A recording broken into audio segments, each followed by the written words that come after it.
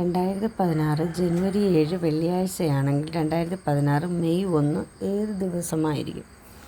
നമുക്കതിൽ ടോട്ടൽ എത്ര ദിവസങ്ങളുണ്ടെന്ന് ആദ്യം കണ്ടുപിടിക്കണം. അപ്പോൾ ജനുവരി 7 കഴിഞ്ഞിട്ട് ബാക്കി ജനുവരിയിൽ 24 ദിവസങ്ങളുണ്ട്. ടോട്ടൽ 31 അല്ലേ? 31 മീൻസ് 7 24 ദിവസങ്ങൾ. ഫെബ്രുവരിയിൽ നമ്മൾ നോക്കണം. 2016 ഒരു അതിവർഷമാണ്. അപ്പം 29 ദിവസങ്ങളുണ്ട്.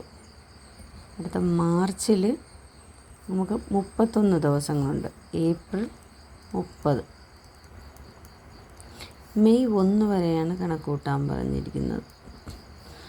ഇനി ഇതെല്ലാം കൂടെ കൂട്ടി നോക്കണം. ഇതെല്ലാം കൂടെ കൂട്ടുമ്പോഴത്തേക്ക് നമുക്ക് 115 കിട്ടും. ഈ 115നെ നമ്മൾ 7 കൊണ്ട് ഡിവൈഡ് ചെയ്യണം. 7 കൊണ്ട് ഡിവൈഡ് ചെയ്യണം.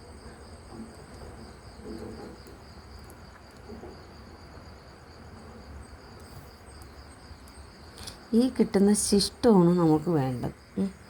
ഈ ശിഷ്ടത്തിന് നമുക്കിവിടെ തന്നിട്ടുണ്ട് ജനുവരി 7 വെള്ളിയാണ്.